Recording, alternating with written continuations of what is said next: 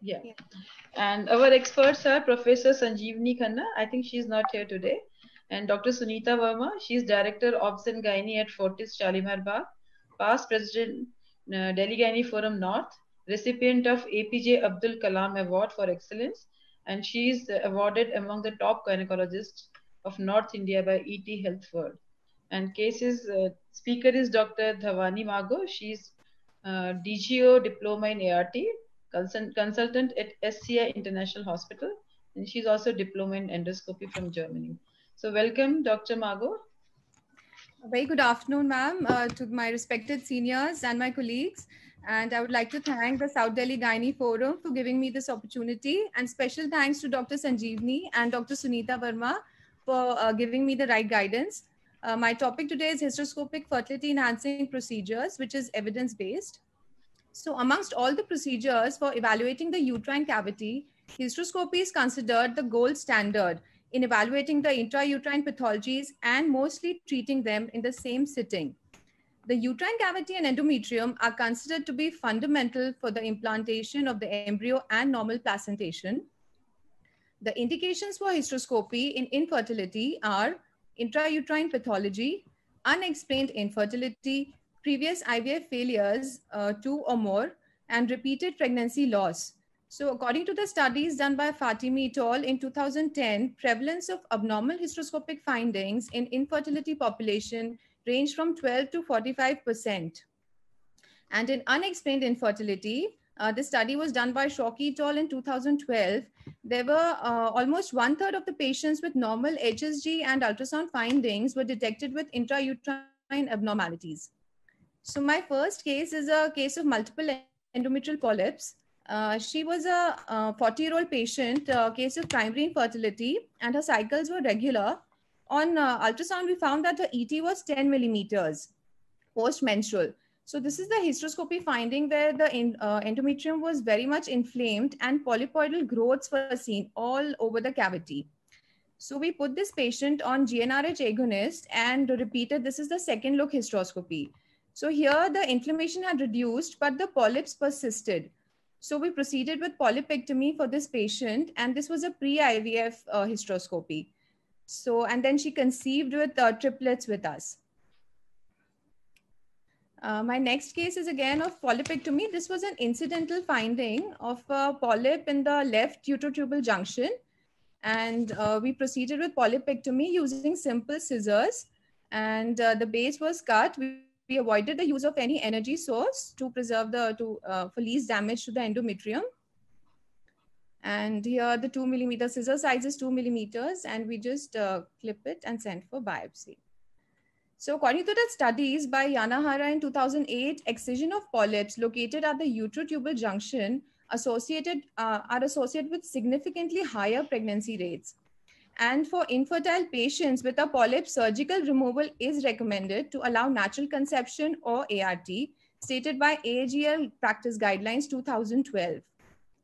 My next case is of septum resection. She was a 26-year-old lady, para 0 and A2. First abortion at 10 weeks and second at 14 weeks. Her cycles were regular and TVS was normal. So this septum was an incidental finding again. And here we are entering the left side of the cavity. Both the cavities were non-communicating. Her endometrium was healthy. And like here we can see, this is the left ostia. And again, we decided to proceed with septal resection for this patient using simple scissors. And this is the septum, which can be seen in the mid cavity. And as it was not very broad and appeared avascular, we used the scissors to do the septoplasty. And the landmark was till the level of the ostias. So according to the large study done by M. Pryor et al. In 2018, they took almost 2,400 women with congenital uterine anomalies. And what they found was the presence of uterine abnormalities more severe than arcuate uterus significantly worsens all pregnancy outcomes.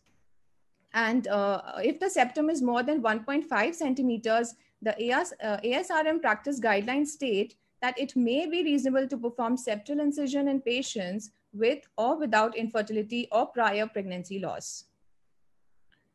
So my next case is of a 42-year-old patient, and she had a history of secondary infertility and 2 previous normal deliveries and 4 spontaneous abortions. DNCs were done for all. And she had history of scanty menses since last March 2020. So here we found that the endometrium was very inflamed and adenomyotic, and we could see adhesions at the fundal region, and this is the endometriotic spot which we could see in the endometrium. And when we drained it, blood could be seen coming out. We proceeded with her adhesiolysis, and this was a pre-IVF hysteroscopy. So her ET was postponed for the next cycle. She was put on Leupride depot for this cycle.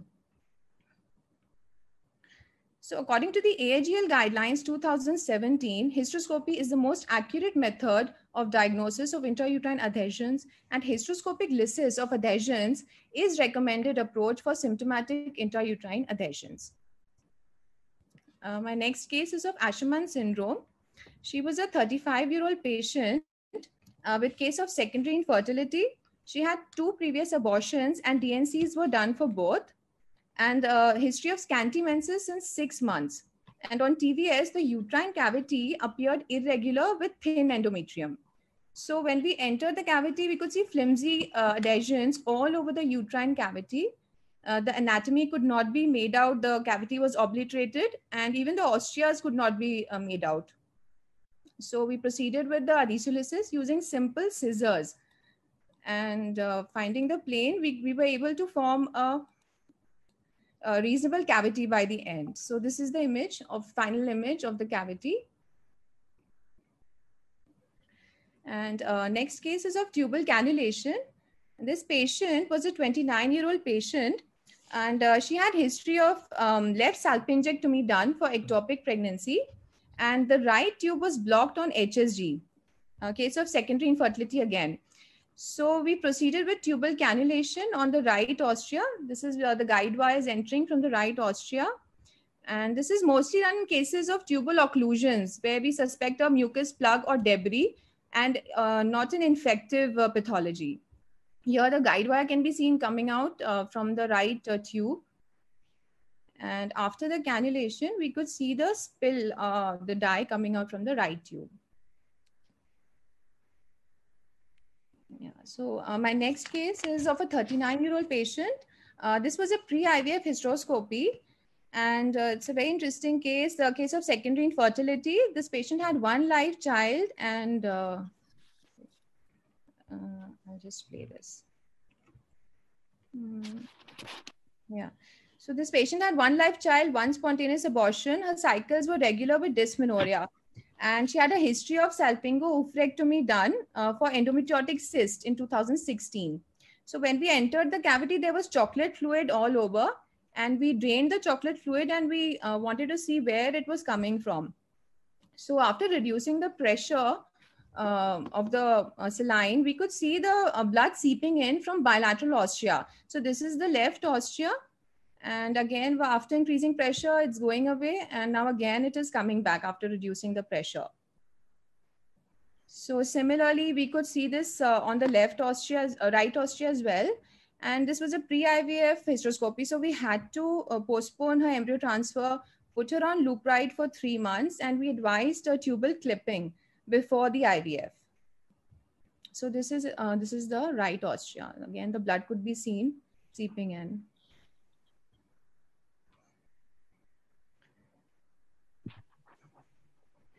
And my next case is of a 34-year-old patient of secondary infertility. And this is a uniconvate uterus. She had history of spontaneous abortion at 7 weeks and 1 failed IUI. And the male factor was normal, TVS was normal. So on hysteroscopy, it looked like a uniconvate uterus, but on laparoscopy, the uterus appeared normal from outside. And the left tube was patent on chromoperturbation. Yeah, we could see the dye coming out, but the right tube, there was no spill seen on the right side.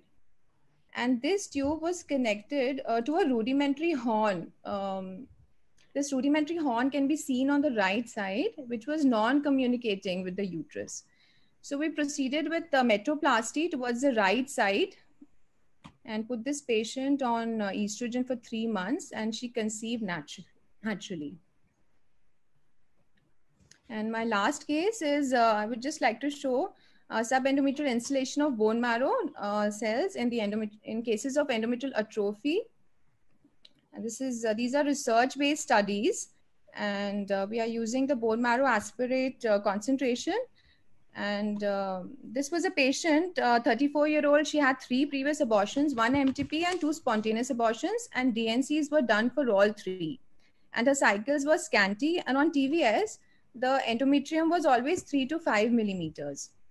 So this is the, we use the ovum pickup needle to inject almost 1 ml of the concentrate in all 4 walls of the uterus. So this is the posterior wall.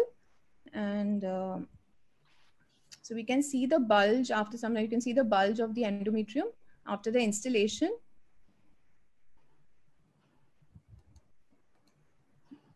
And similarly, we do it in the anterior wall.